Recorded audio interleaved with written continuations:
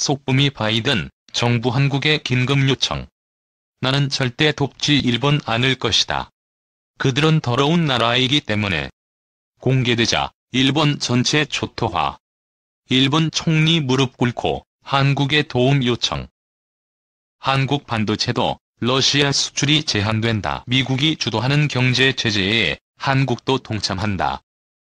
조 바이든 미국 대통령은 24일 백악관에서 대국민 연설을 통해 우크라이나를 침공한 러시아 경제에 즉시 가혹한 비용을 부과할 것이라며 러시아 군대와 첨단 기술에 피해를 주겠다고 말했다. 문재인 대통령은 대한민국은 국제사회의 책임 있는 일원이라며 무력 침공을 막고 사태를 평화적으로 해결하기 위해 경제 제재를 포함한 국제사회 노력에 함께할 것이라고 밝혔다. 미국은 반도체, 통신, 정보 보안 장비, 레이저, 센서 등의 러시아 수출을 제한하기로 했다.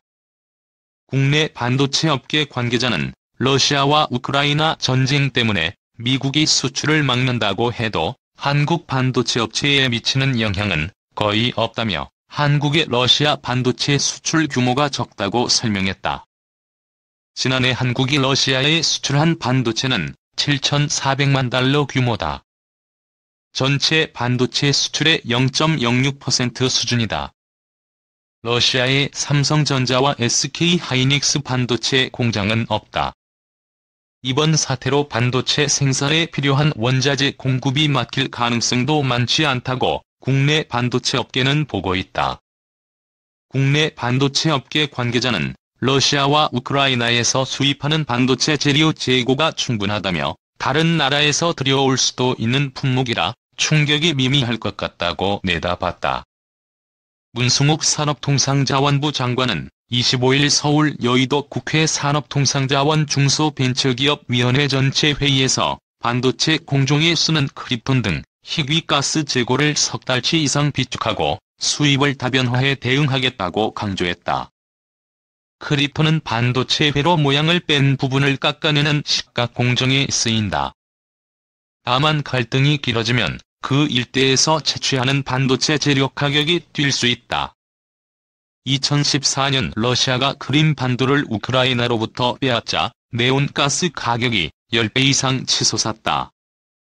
네온은 반도체 실리콘 기판에 미세 회로를 새기는 노광 공정에 사용된다. 한국무역협회에 따르면 지난해 수입된 네온 중 우크라이나산이 23%, 러시아산은 5%다. 2020년에는 우크라이나 수입 비중이 51%였다.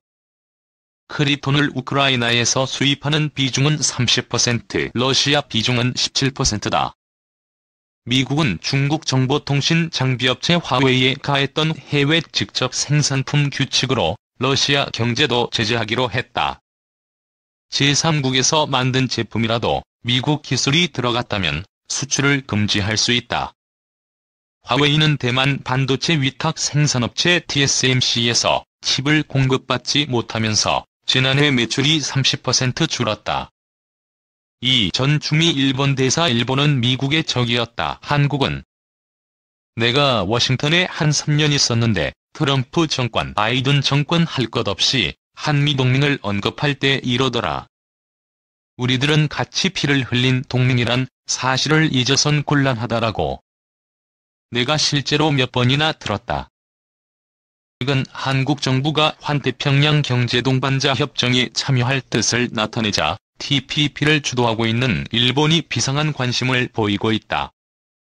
일본의 공중파 민영방송 TBS는 16일 TBS 프로그램을 통해 한국의 TPP 가입 신청이 어떠한 맥락에서 나왔는지 심층적으로 분석했다. 가장 먼저 탈중국 의존을 위해서라는 의견이 제시됐다. 패널로 출연한 히토스바시 대학 권용석 교수는 2015년 미국을 포함한 12개국 가능이 결정됐을 때 한국이 신중한 태도를 취한 이유에 대해 다음과 같이 말했다. 당시 오바마 정권은 중국을 견제하겠다는 목적으로 TPP를 설정했기 때문에 아무래도 한국이 참여하기 어려웠다. 하지만 미국이 일탈하고 지금 일본이 중심을 잡고 있는 상황에서 실제로 중국 견제라기보다 본래의 의미, 즉 자유무역을 위한 형태로 변화했으니까 이렇게 된다면 한국이 들어가지 않을 이유가 없지 않나 싶다. 또 다른 패널로 출연한 스기야마 신스케 전 주미 일본 대사 역시 TPP 가능 기준을 맞춘다면 한국의 참가를 막을 이유가 없다고 전제하면서도 중국의 개입을 우려했다. 어느 국가라고 말하기 힘들지만 TPP 11개국을 보면 중국에 대한 태도가 각각 다르다. 경제 합리성의 관점이 가장 중요한데 각국의 정치적 관점에서 중국이 만약 강하게 치고 나온다면 어떻게 할 것인가라는 점이 중요하다고 본다. 한국과 미국은 피해 동맹, 미일 동맹과 차원 달라. 자연스럽게 중국이 화두에 오르자 방송은 내년 개최 예정인 베이징 동계올림픽의 외교적 보이콧에 대한 이야기로 이어졌다. 사회자가 개인적 관심임을 전제로 미국이 베이징 올림픽의 외교적 보이콧을 하겠다고 했고 동맹국인 영국과 호주 등이 미국의 뜻을 따랐는데 의외로 한국은 외교적 보이콧을 하지 않겠다고 공식 발표했다며 미국 정가에서 3년간 일본 대사를 역임한 스기야마 씨에게 의견을 구했다. 그러자 스기야마 씨는 한국과 미국은 피해 동맹이라 사실 미일 동맹과는 차원이 다르다며 한국과 미국은 1950년 한국전쟁 당시 전선에서 피를 같이 흘린 동맹임을 강조하면서 미일 동맹에 대해 다음과 같이 덧붙였다. 미국에 있어 일본은 적이었다. 적국을 점령해 동맹을 만든 것이다. 2016년 아베 총리가 하와이에 갔을 때 나는 그때 외무차관이었는데 총리가 갑자기 진주만에 가도 될까라고 해서 깜짝 놀란 적이 있다. 거긴 미국의 기념비적 공간이다. 그곳에서 아베 총리와 오바마 대통령이 연설을 했다. 그 연설은 화해의 힘이 이렇게나 강렬하다는 것을 보여주었다. 그렇기 때문에 한미동맹과 미일동맹은 그 경위가 다르다. 한국과 미국은 피해 동맹, 일본과 미국은 화해의 동맹이다.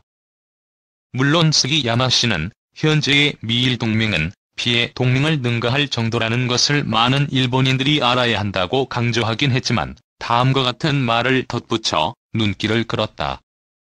다만 지금 일본이 별로 의식하는 것 같지 않지만 그 피해 동맹은 어떤 중대한 일이 발생할 때 가령 미국, 영국, 호주, 한국은 강고하게 하나의 세력으로 뭉칠 수 있다는 걸 일본은 항상 염두에 둬야 할 것이다. 외무성 사무차관 출신의 스기야마 씨는 2018년 1월부터 일본국 특명전권 대사로 미국에 있다가 올해 1월 일본으로 귀국했다.